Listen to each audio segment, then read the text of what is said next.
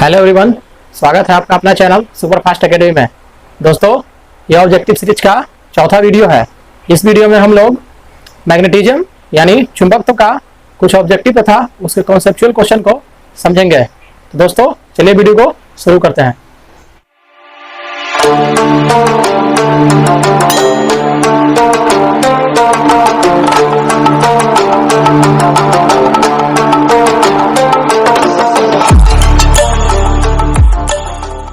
तो देखिए, सबसे पहला क्वेश्चन पूछ रहा है।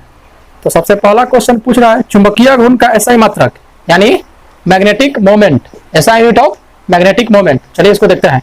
क्या पूछ रहा है? चुंबकीय घूर्ण यानी मैग्नेटिक मोमेंट का एसआई यूनिट। तो देखिए यहां पर चुंबकीय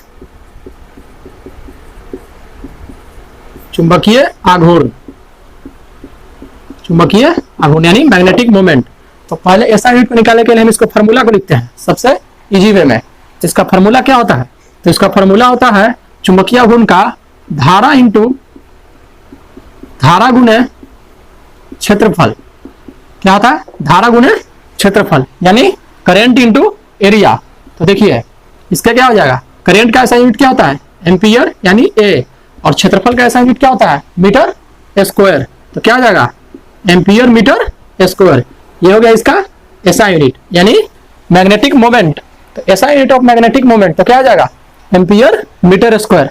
देखिए एसआई यूनिट और डायमेंशन फार्मूला को निकालने के लिए हम पहले भी एक वीडियो बना चुके हैं। तो अगर इस वीडियो में थोड़ा दिक्कत हो तो पिछला वीडियो को देखकर पूरी अच्छी तरह से समझ लीजिएगा। क्योंकि देखिए एसआई यूनिट और डायमेंशन फार्मूला को निकालने के लिए यानी किसी फिजिकल क्वांटिटी का एसआई यूनिट और डायमेंशन फार्मूला को निकालना है तो हमें उस फिजिकल क्वांटिटी का फार्मूला को याद करना बहुत जरूरी है। अगर फार्मूला याद है तो इजी वे में हम एसआई यूनिट और डायमेंशन फार्मूला को निकाल सकते हैं। तो चलिए अगला क्वेश्चन को देखते हैं। अगला क्वेश्चन आइए। अगला क्वेश्चन पूछ रहा है चुंबकीय फ्लक्स का एसआई मात्रक। क्या पूछ रहा है? चुंबकीय फ्लक्स यानी मैग्नेटिक फ्लक्स। तो देखिए चुंबकीय फ्लक्स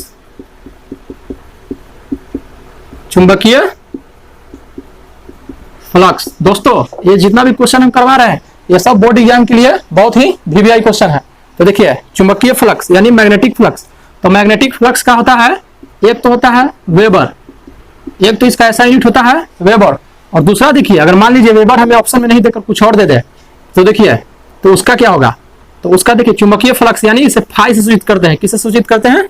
फाई से। तो इसका फॉर्मूला होता है phi equal to B into A. B जहां है चुंबकीय क्षेत्र यानी मैग्नेटिक फील्ड, और ए क्या है? ए है एरिया। तो इसका एसआई यूनिट क्या आ जाएगा? तो मैग्नेटिक फील्ड यानी बी। तो इसका एसआई यूनिट हम क्या जानते हैं? टेस्ला। चुंबकीय क्षेत्र का एसआई यूनिट क्या होता है? टेस्ला। और ए है एरिया। तो एरिया का हम एसआई यूनिट क्या जानते हैं? अभी यहाँ देखिए क्षेत्रफल का मीटर स्क्वायर। तो इसका क्या हो जाएगा? Metre square. तो इसका दो एसआई यूनिट होगा, एक हो जाएगा वेबर और दूसरा हो जाएगा टेस्ला मीटर स्क्वायर। अगर हमें ऑप्शन जिस तरह से दिया हुआ हो, अगर वेबर दिया हो तो वेबर को टिक करेंगे, अगर टेस्ला मीटर स्क्वायर दिया हुआ हो तो इसको टिक करेंगे। ठीक है। उसी तरह अगला क्वेश्चन को देखते हैं। तो अगला क्वेश्चन पूछ रहा है ध्रुव प्रबलता का एसआई मात्रक। तो ध्रुव प्रबलता का एसआई मात्रक क्या होता है? तो ध्रुव प्रबलता का एसआई मात्रक होता है एम्पियर मीटर। ध्रुव प्रबलता का एसआई मात्रक एम्पियर मीटर। देखिए यहां किसका बोल रहा है? पूछ रहा है ध्रुव प्रबलता।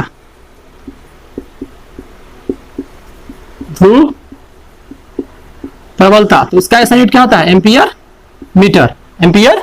मीटर। चलिए अगला क्वेश्चन में देखते हैं। अगला क्वेश्चन पूछ रहा है कि चुंबक का चुंबकीय घूर्ण। अब क्या पूछ दिया? किसी चुंबक का चुंबकीय घूर्ण क्या है? सदिश या अदिश राशि। तो देखिए चुंबकीय घूर्ण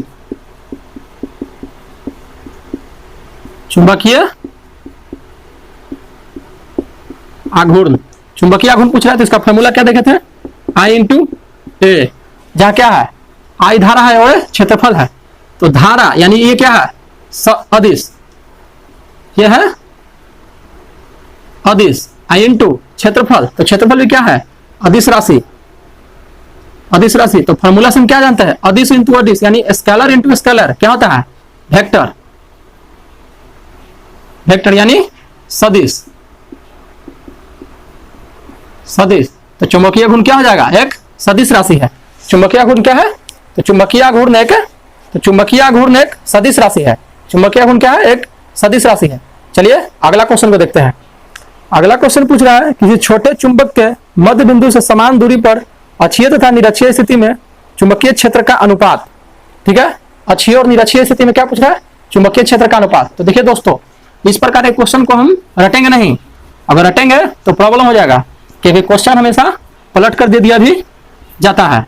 तो देखिए इस क्वेश्चन को अक्षीय और निरक्षीय में पूछ रहा है। अगर आप इसे रट लेंगे आंसर को देखकर, ऐसे तो बहुत सारे यूट्यूब पे वीडियो पड़े हुए हैं जो डायरेक्ट क्वेश्चन देकर आंसर को ऑप्शन देकर टिक मरवाते हैं, लेकिन हम ऐसा नहीं करेंगे। हम क्वेश्चन के जड़ तक जाएंगे और जड़ पे जाकर उसका हल को निकालेंगे। देखिए सब इसका पहले कॉन्सेप्ट को समझते हैं। तो इसका कॉन्सेप्ट है, पहले अक्षीय स्थिति में देखिए क्या होता है।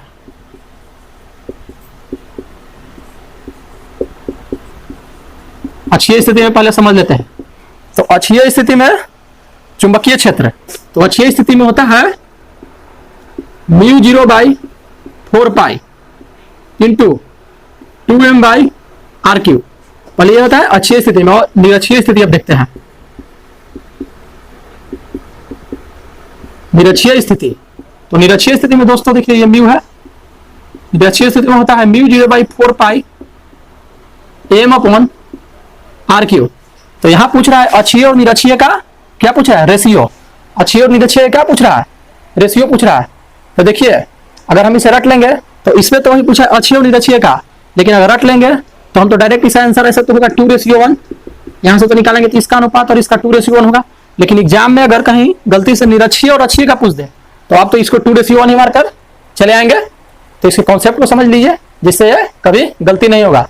तो सबसे पहले अक्षीय में आप याद कर लीजिए कितना, μ0/4π इंटू 2m/r³।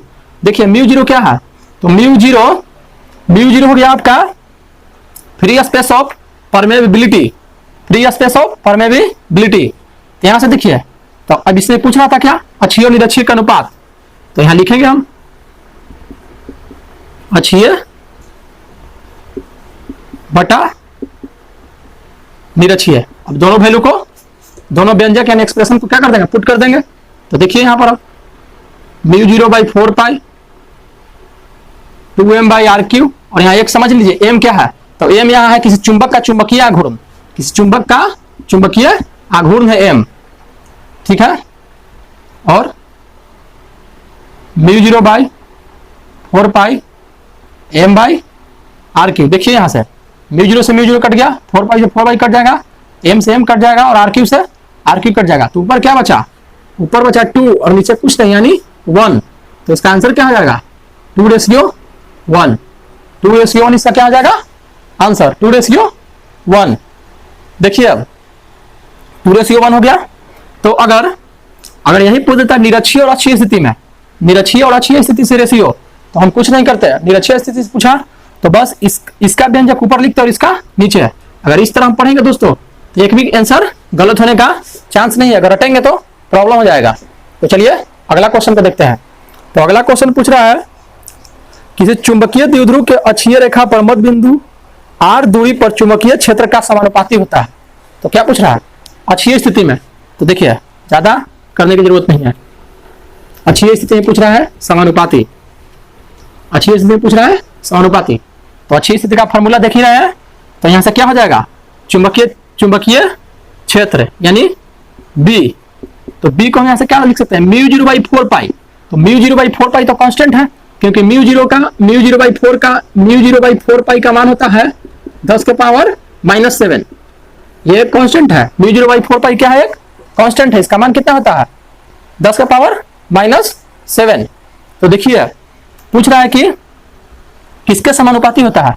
तो हम B के क्या लिख सकते हैं? ये तो कांस्टेंट हो गया, तो हम यहां से लिख सकते हैं B directly proportional to M यानी चुंबकीय आघूर्ण, और B inversely proportional to 1/r³।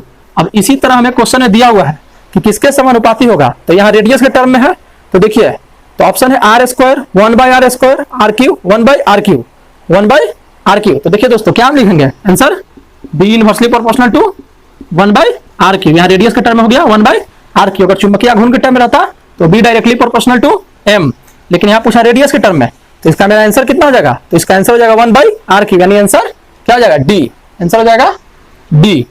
चलिए अगला क्वेश्चन को देखते हैं। तो अगला क्वेश्चन है दोस्तों, चुंबकीय क्षेत्र की दिशा में किसी चुंबक को 90 डिग्री से घुमाने में किया गया कार्य, यानी कोई भी एक कण है, देखिए उसे चुंबकीय क्षेत्र में 90 डिग्री से घुमाया जाता है, तो किया गया क्या पूछ रहा है, कार्य यानी वर्क डन पूछ रहा है। तो देखिए वर्क डन, तो सबसे पहले इसका फॉर्मूला को हम देख लेते हैं, अगर इसे याद करेंगे तो प्रॉब्लम हो जाएगी। फॉर्मूला को देखते हैं, यानी कॉन्सेप्ट को समझते हैं, कॉन्सेप्ट बहुत जरूरी है। तो देखिए किया गया कार्य का फॉर्मूला होता है W equal to M B 1 minus cos theta. देखिए दोस्तों ये फॉर्मूला है, इस फॉर्मूला से कई प्रकार के क्वेश्चन एग्जाम में पूछ लिए जा सकते हैं। कभी थीटा इक्वल टू 90 दे दे, कभी थीटा इक्वल टू 45 डिग्री दे दे, कभी थीटा इक्वल टू 180 डिग्री दे दे, और आपसे हर तरह के क्वेश्चन को पूछ लिया जाएगा। तो देखिए पहले इस क्वेश्चन को देखते हैं। तो इस क्वेश्चन में पूछ रहा है हमको क्या, 90 डिग्री से घुमाने पर, यानी कितना डिग्री से घुमा रहा है, 90 डिग्री से, तो थीटा इक्वल टू कितना हो जाएगा 90 डिग्री, तो W equal to M B 1 minus cos 90, तो W equal to M B 1 minus cos 90 का मान 0 1, यानी W इक्वल टू क्या हो गया एम बी। ये मेरा निकल गया आंसर, ये मेरा निकल गया आंसर। दोस्तों अगर देखिए आप इसे रखते हैं तो मान लीजिए यहाँ पर थीटा तो 90 दिया और एग्जाम में कभी कर देता 45, तो आपको थीटा तो दिमाग में नहीं रहता और आंसर आप क्या मार के आते हैं एम बी, और आंसर मार के आ जाते हैं एम बी। लेकिन देखिए अगर इसको कॉन्सेप्ट को समझेंगे तो इससे 2 प्रकार 3 प्रकार या 4 प्रकार कितने प्रकार का क्वेश्चन पूछ लिया जाए तो उसे हम तुरंत चुटकियों में सोल्व कर सकते हैं। तो इसी तरह देखिए M B 1 minus cos theta, यह होता है कार्य, यह होता है कार्य। अब देखिए यहाँ पर एम और बी को समझ लीजिए, जहाँ एम है चुंबकीय घूर्ण, एम है चुंबकीय घूर्ण, बी है चुंबकीय क्षेत्र और बी है चुंबकीय क्षेत्र। तो चलिए इसका आंसर हो गया एम बी, आंसर इसका क्या हो गया एम बी। तो इसी तरह अगला क्वेश्चन को देखते हैं। अगला क्वेश्चन पूछ रहा है यदि आर त्रिज्या के वृत्तीय पथ पर क्यू आवेश एक समान चाल भी से घूम रहा है तो इसका चुंबकीय घूर्ण, यानी कह रहा है क्वेश्चन कि आर त्रिज्या है, एक सर्कुलर पाथ है जो क्यू आवेश एक समान वेग भी से घूम रहा है, तो पूछ रहा है उसका चुंबकीय घूर्ण यानी आई, यानी क्या पूछ रहा है मैग्नेटिक मोमेंट, मैग्नेटिक मोमेंट। तो देखिए सबसे पहले मैग्नेटिक मोमेंट का फॉर्मूला क्या बताएं, चुंबकीय घूर्ण का फॉर्मूला, फॉर्मूला को लिखेंगे पहले।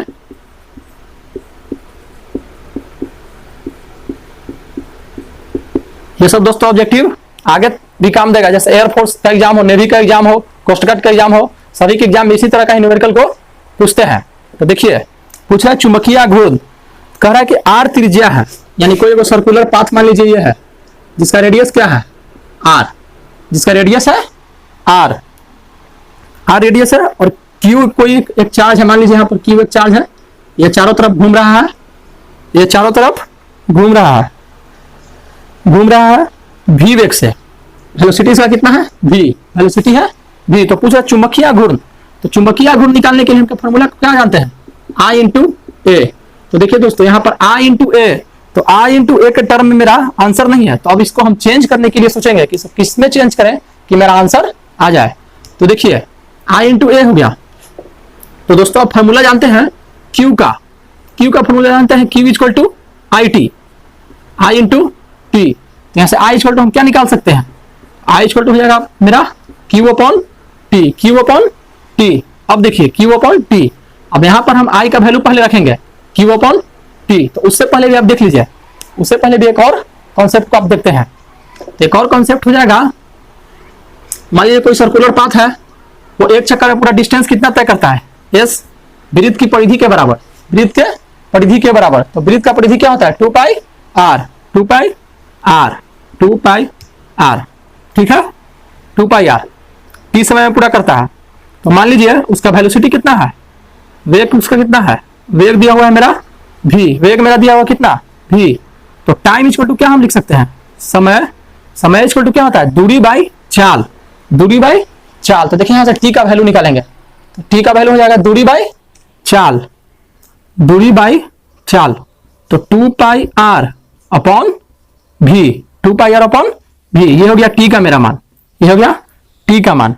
देखिए t का मान, तो यहाँ रेडियस r बड़ा है तो यहाँ बड़ा r लिखते हैं, कैपिटल R लिख देते हैं यहाँ पर 2 पाई आर, ठीक है। अब यहाँ से वैल्यू देखिए I, अब यहाँ पर आते हैं अकॉर्डिंग टू क्वेश्चन, यहाँ से Q बाई टी, तो T का वैल्यू क्या है 2 पाई आर, ये भी यहाँ जाएगा तो क्रॉस मल्टीपल ऊपर आ जाएगा तो कितना हो जाएगा भी आई इंटू ए है, तो ए का वैल्यू यहाँ पर क्या हो जाएगा इंटू ए, जो कहते हैं अभी रहने देते हैं।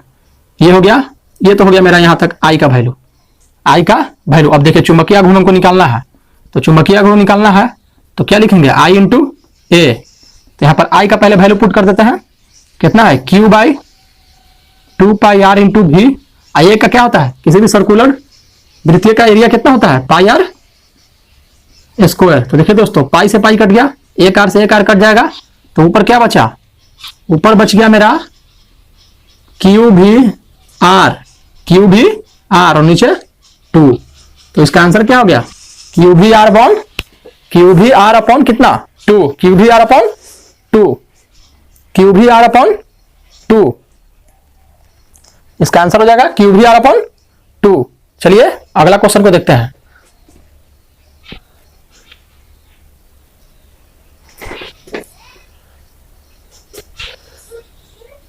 तो अगला क्वेश्चन दोस्तों देखिए, अगला क्वेश्चन है अगर चुंबकीय क्षेत्र की तीव्रता घटाई जाए तो चुंबकीय सुई का आवर्तकाल पर क्या प्रभाव पड़ेगा। अगला क्वेश्चन पूछ रहा है अगर चुंबकीय क्षेत्र की तीव्रता को घटाया जाए तो चुंबकीय सुई का आवर्तकाल यानी टाइम पीरियड। तो यहां पर समझते हैं पहले इसे, देखिए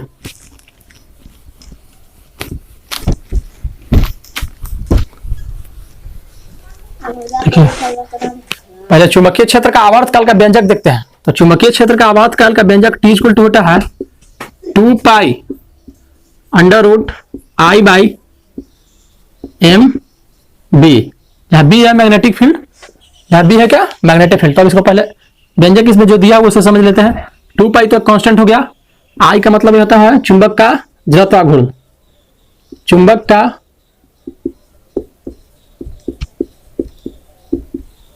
जड़त्व आघूर्ण, एम है चुंबकीय आघूर्ण और बी है चुंबकीय क्षेत्र। तो यहां क्या कर रहा है, यहां कह रहा है तो सबसे पहले इसे और एक बार तोड़ लेते हैं। तो देखिए टी 2 पाई तो कांस्टेंट है, तो हम क्या लिख सकते हैं डायरेक्टली प्रोपोर्शनल टू आई और T inversely proportional to 1 by under root M और T inversely proportional to 1 by under root B. ये हमने यहां से 3 व्यंजक निकल कर आया, 3 व्यंजक क्या हुआ निकलकर हमें कितना व्यंजक आया, 3 व्यंजक हमें निकलकर यहां से आ गया।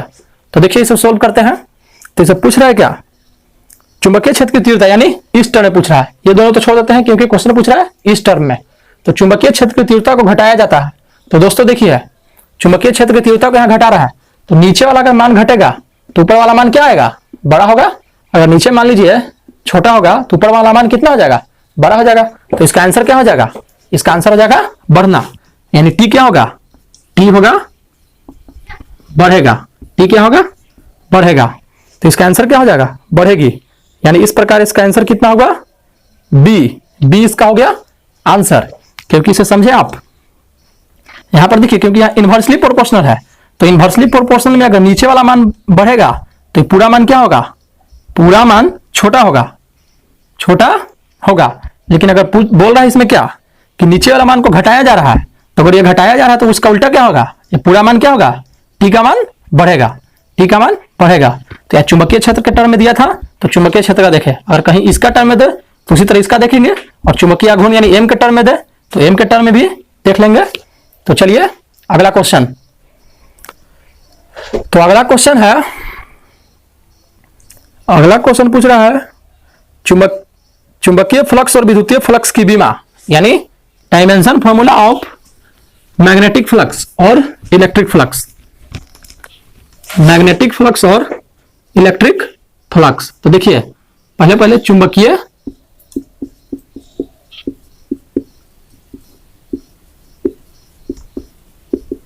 फ्लक्स और किसका पूछ रहा है विद्युतीय फ्लक्स।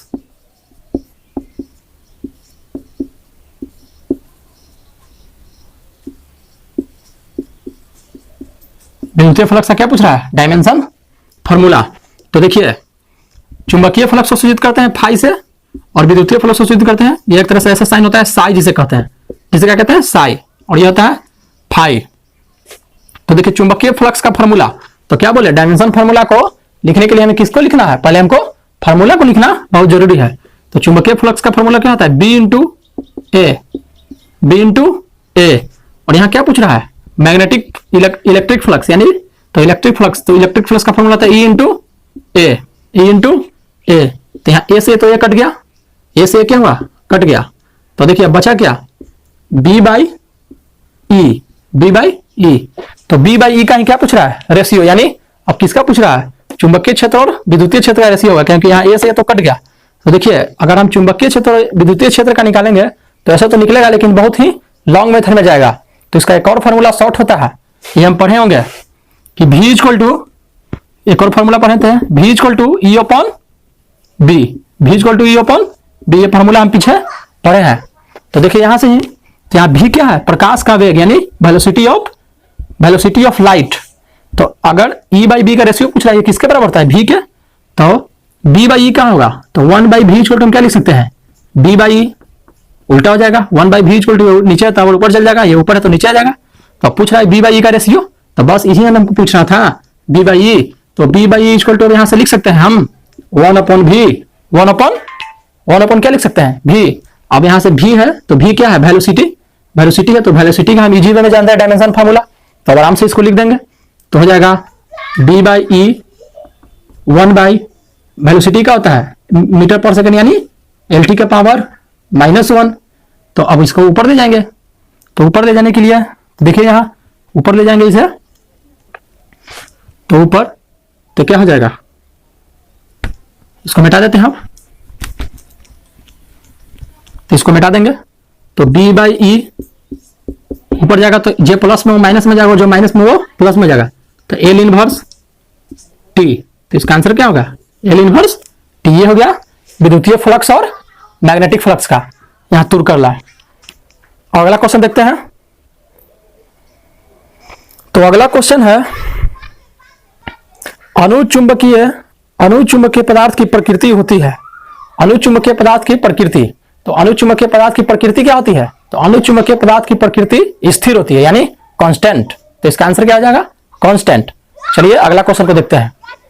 अगला क्वेश्चन पूछ रहा है, निम्न में से कौन में सही संबंध है, कौन सही संबंध है। तो देखिए यहां पर ऑप्शन दिया हुआ है, तो आप इस ऑप्शन देखकर हम डायरेक्ट यहां पर आंसर लिख देते हैं। tan theta equal to formula होता है, tan थीटा का फॉर्मूला होता है, tan थीटा का फॉर्मूला होता है बी भी, यानी vertical magnetic field, into by B H, यानी horizontal magnetic field, vertical magnetic field, horizontal magnetic field, या tan theta equal to B by B H. ये हो गया इसका आंसर, ये हो गया इसका आंसर। अगला क्वेश्चन है, पृथ्वी के चुंबकीय ध्रुव पर नमन कोण का मान। तो चुंबकीय ध्रुव, तो चुंबकीय ध्रुव पर नमन कोण का मान क्या होता है, तो चुंबकीय ध्रुव पर नमन कोण का मान होता है 90 डिग्री, 90 डिग्री। चलिए अगला क्वेश्चन देखते हैं। पूछ रहा है लोहे का परमाणु है, तो लोहे का परमाणु यानी डायरेक्ट बोला लोहे का परमाणु यानी लोहा, तो क्या आ जाएगा, लोह चुंबकीय यानी फेरो मैग्नेटिक। अगला क्वेश्चन देखते हैं।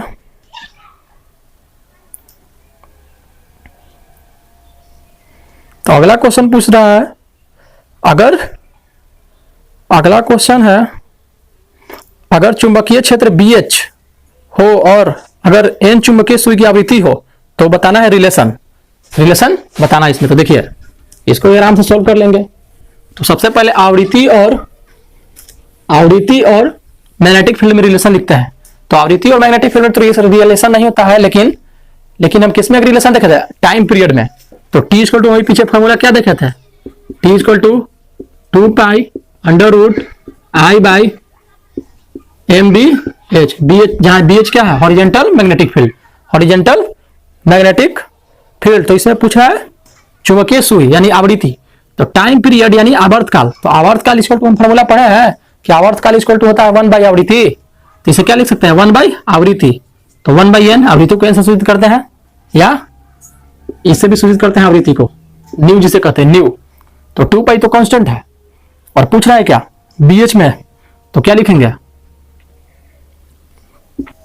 2 पाई I बाई MBH। यहां से BH में रिलेशन पूछ रहा है, तो सबको हटा देंगे और किसको लेंगे, सिर्फ किसे लेंगे, BH को।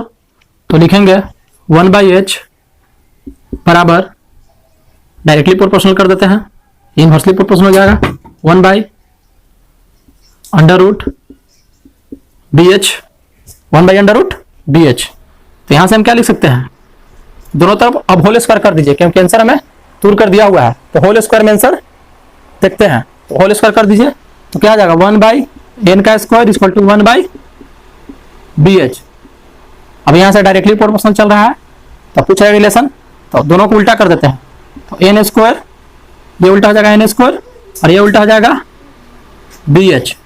तो इसका आंसर क्या होगा, n square BH, n square BH, यानी इसका डायरेक्ट आंसर कितना आया, n square directly proportional to BH, यानी horizontal magnetic field, horizontal magnetic field. तो इसका आंसर क्या हो जाएगा, A। तो इसका A हो जाएगा आंसर। देखिए इस प्रकार के क्वेश्चन को समझिए, रटने से कोई फायदा होने वाला नहीं है, क्योंकि आगे आपको किसी तरह के एग्जाम, जैसे डिफेंस का एग्जाम एयरफोर्स और नेवी को देना हो, तो इसी तरह से क्वेश्चन पूछा जाता है। उसमें भी सिर्फ एक्सप्रेशन दिया हुआ होगा और पूछेगा कि घटेगा, बढ़ेगा या अपवर्तित रहेगा, इसी प्रकार का क्वेश्चन ही पूछा जाता है। चलिए अगला क्वेश्चन देखते हैं। तो अगला क्वेश्चन है, अगला क्वेश्चन पूछ रहा है, यदि किसी चुंबक के लंबाई को दो भागों में विभक्त कर दिया जाए तो निम्नलिखित में से किसका मान अपरिवर्तित रहेगा। तो किसका मान अपरिवर्तित रहेगा, तो दोस्तों देखिए इस पूछ रहा है किसका मान अपरिवर्तित रहेगा, और ऑप्शन क्या दिया हुआ है, ध्रुव प्रबलता, जड़त्वा घूर्ण, चुंबकीय घूर्ण, इनमें से कोई नहीं। तो अगर लंबवत दो बराबर में काटा जाएगा, अगर लंबवत अगर देखिए, अगर लंबवत पूछे, लंबवत अगर दो बराबर भागों में लंबवत काटा जाए तो उसका ध्रुव प्रबलता क्या होगा, अपवर्तित रहेगा, ध्रुव प्रबलता अपवर्तित रहेगा। और चुंबकीय गुण वही पूछ दे तो चुंबकीय गुण बस इससे क्या हो जाएगा, आधा, लेकिन ध्रुव प्रबलता ज्यों कहते हो, और चुंबकीय गुण क्या हो जाएगा, आधा। तो इसका आंसर क्या हो जाएगा, इसमें पूछ रहा है कौन अपवर्तित नहीं होता, तो इसका आंसर हो जाएगा ध्रुव प्रबलता, ध्रुव प्रबलता। आगे क्वेश्चन देखते हैं। पूछ रहा है जब किसी चुंबक को इसके मध्य बिंदु से किसी चुंबकीय क्षेत्र में लटकाया जाता है तो इन पर कार्यकारी टॉर्क मैक्सिमम कब होगा। तो टॉर्क का पहले हम व्यंजक देख लेते हैं, उसके बाद आराम से सोल्व कर लेंगे। तो टॉर्क है, तो टॉर्क, तो देखिए दोस्तों टॉर्क को एक प्रकार से इस तरह सूचित करते हैं, टॉर्क, तो टॉर्क इक्वल टू होता है m क्रॉस b, यानी m क्रॉस b। तो m क्रॉस का मतलब क्या होता है, वेक्टर में आ गए, तो m क्रॉस b यानी mb sine theta, mb sine theta. देखते हैं ऑप्शन को, पूछ रहा है क्या मैक्सिमम या मिनिमम। तो पूछ रहा है मैक्सिमम यानी महत्तम, तो महत्तम टॉर्क क्या होगा, तो जब महत्तम टॉर्क, तो जब यहाँ थीटा का मान क्या होगा 90 डिग्री, थीटा का मान क्या होगा 90 डिग्री, क्योंकि हम क्या जानते हैं साइन थीटा का मान। तो यहाँ से देखिए साइन थीटा, तो साइन थीटा का मान हम क्या जानते हैं, तो साइन थीटा का यहाँ ग्राफ देखिए, तो साइन थीटा का मान क्या होता है 0 से लेकर 90 डिग्री तक बढ़ता है, उसके बाद घटता है, 0 से लेकर 90 डिग्री तक, यानी π/2 तक बढ़ता है, और उसके बाद क्या होता है डिग्रीज होता है। तो साइन थीटा, तो थीटा छोटू जब कितना होता है टॉर्क महत्तम होगा 90 डिग्री। तो यानी ऑप्शन को देखिए, तो ऑप्शन दिया हुआ है समांतर हो, यानी 0 डिग्री पूछ रहा है, तो 0 डिग्री में तो पूरा 0 हो जाएगा, तो ये तो आंसर समांतर नहीं होगा, ये कट गया। दूसरा ऑप्शन है, पूछ रहा है क्षेत्र के लंबवत पूछ दिया, आ गया यहाँ पर, यानी थीटा इक्वल टू 90 डिग्री। तो क्या हो गया इसका आंसर हमें थीटा इक्वल टू 90 यानी लंबवत। तो इसका आंसर क्या हो जाएगा लंबवत। ऐसे क्वेश्चन को सोल्व करें, क्वेश्चन गलत होने का चांस ही नहीं है, 35 आउट ऑफ 35 नंबर आएगा आपका ऑब्जेक्टिव में। देखिए अगला क्वेश्चन अब देखते हैं।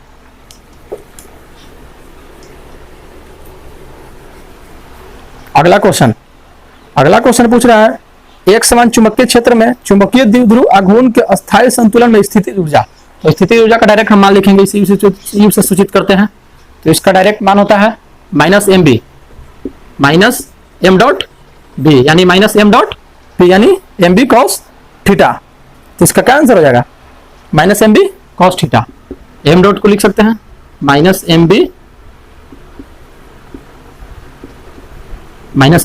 cos थीटा, ये हो गया इसका आंसर, ये होगा इसका आंसर। और उसी तरह हमको पूछ दिया जाए इसमें व्यंजक के रूप में, अगर पूछ देगा कि चुंबकीय जो विद्युतीय ऊर्जा है, स्थितिज ऊर्जा है, ये मैक्सिमम कब होगा, मैक्सिमम, तो मैक्सिमम कब होगा, तो याद कर लीजिए मैक्सिमम होता है 180 डिग्री पर, 180 डिग्री पर मैक्स होगा, यानी मैक्सिमम, और मिनिमम पूछ दे तो मिनिमम डायरेक्ट यहाँ कितना हो जाएगा 0 डिग्री पे, 0 डिग्री पे क्या हो जाएगा मिनिमम, मिनिमम हो जाएगा 0 डिग्री पे।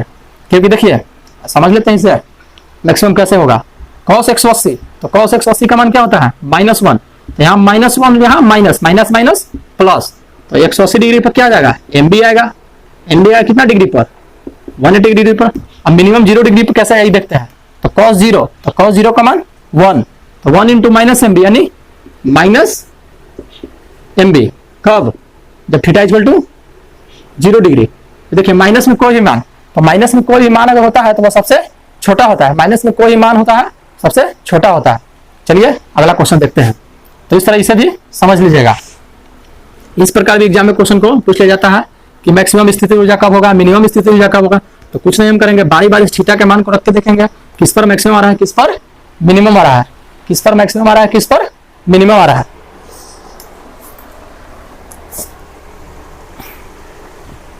तो चलिए अगला क्वेश्चन को देखते हैं। तो अगला क्वेश्चन पूछ रहा है, अगला क्वेश्चन पूछ रहा है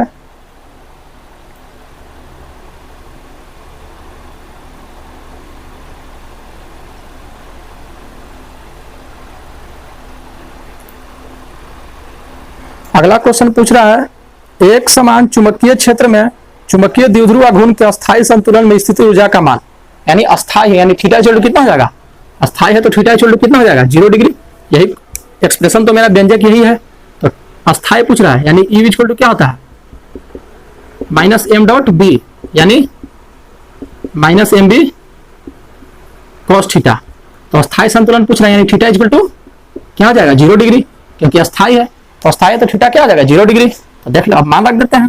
तो माइनस एम बी कॉस 0, तो कॉस 0 का मान कितना होता है 1, तो क्या हो जाएगा माइनस एम बी इंटू 1 यानी माइनस एम बी।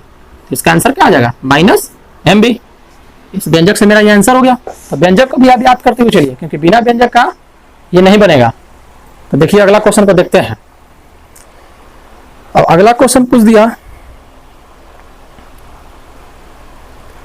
एक समान एम चुंबकीय आघूर्ण, क्या पूछ रहा है एम चुंबकीय आघूर्ण वाले चुंबक के चुंबकीय क्षेत्र बी में थीटा कोण घुमाने में किया गया कार्य, यानी कोई चुंबक का चुंबकीय आघूर्ण एम है, उसे चुंबकीय क्षेत्र बी में थीटा कोण से घुमाया जाता है, तो उसे घुमाने में जो कार्य किया जाएगा वो क्या होगा। तो उसका व्यंजक देखते हैं, ये भी इंपॉर्टेंट है। तो इसका व्यंजक हो जाएगा, देखिए तो इसका व्यंजक हम देख लेंगे। तो इसका व्यंजक होगा W M B 1 minus cos theta, M B 1 minus cos theta. W छोड़ क्या जाएगा M B 1 minus cos theta, M B 1 minus cos theta. तो इस प्रकार इसका आंसर हो गया डी, डी हो गया। चलिए उसी तरह आगे देखते हैं। तो देखिए आगे देखने से पहले इसमें थोड़ा भी देख लेते हैं। अब इसमें पूछ दिया, इसमें भी पूछ दिया जा सकता है कि कब वर्क डन मैक्सिमम होगा, कब मिनिमम होगा, कब 0 होगा, ये भी पूछा जा सकता है क्वेश्चन। तो इसमें भी समझ लेते हैं। तो मैक्सिमम, मैक्सिमम के लिए, तो देखिए मैक्सिमम के लिए तो मैक्स कब होगा जब थीटा इक्वल टू कितना हो 180 डिग्री। और मिनिमम कब होगा जब थीटा इक्वल टू कितना हो, थीटा इक्वल टू हो 90 डिग्री। अभी बता देते हैं। और अगर पूछे 0, 0 कब होगा, 0 कब होगा तो जब थीटा वाला कितना हो 0 डिग्री। अब देखिए तीनों को समझते हैं। मैक्स हम बोले थीटा इक्वल टू 180 कैसे है, तो मान रखिए यहाँ पर। तो देखिए cos 180, बारी बारी से मान को रखते हैं। तो cos 180 वर्क डन, तो M B 1 minus cos theta, तो 1 माइनस कॉस 180 का मान कितना होगा -1, तो माइनस और -1 +1 हो गया। तो क्या हो गया ये 1 + 1 2 एम बी, यह आ गया 2 एम बी। ठीक है, अब थीटा चलो 90 रखते हैं, तो फिर वर्क डन। थीटा चलो यहां से 90 लेते हैं, तो M B 1 minus cos 90, cos 90 का मान 0, 1 में से 0 हो गया 1 यानी एम बी। ये हो गया थीटा इक्वल टू 90 पे, थीटा इक्वल टू कितना हो गया ये 90 पे। अब 0 पे देखते हैं, तो 0 पे वर्क डन, तो 0 पे वर्क डन क्या हो जाएगा M B 1 minus cos 0, cos 0 का मान 1, कॉस 0 का मान 1। ऊपर देखते हैं, cos 0 का मान कितना होता है 1। तो work done W equal to MB 1 minus cos 0 degree MB cos 0 का मान 1 1 माइनस 1 यानी 0 0 इंटू कुछ 0 किया गया कार 0। तो यहां से देखिए जब थीटा इक्वल टू 180 रखे हैं तो कितना आया 2 MB, 90 रखे तो कितना आया MB और 0 रखे तो कितना आया 0। तो मैक्सिमम कार कब आया 2 MB यानी 2 MB सबसे अधिकतम है। तो मैक्सिमम वर्क क्या होगा 180 डिग्री पर। मैक्सिमम वर्क क्या होगा 180 डिग्री पर। अगर मिनिमम पूछे तो मिनिमम 0 डिग्री पर हो जाएगा। मिनिमम हो जाएगा 0 डिग्री पे, मिनिमम 0 और मैक्सिमम 180 पे, मैक्सिमम 180 पे। तो दोस्तों अगला क्वेश्चन को देख लेते हैं। अगला क्वेश्चन है किसी धारावाही वृत्तीय लूप से 10 एम्पीयर की धारा प्रवाहित हो रही है और उनमें फेरों की संख्या 10 है। तो फेरों की संख्या 10 है और वृत्त की त्रिज्या यानी रेडियस ऑफ सर्किल 10 सेंटीमीटर हो तो उसका चुंबकीय आघूर्ण, चुंबकीय क्या पूछ रहा है आघूर्ण। तो चलिए देखते हैं, पूछ रहा है चुंबकीय आघूर्ण। तो चुंबकीय आघूर्ण का हम फॉर्मूला लिख देंगे सबसे आसान। तो चुंबकीय आघूर्ण का फॉर्मूला क्या होता है यानी चुंबकीय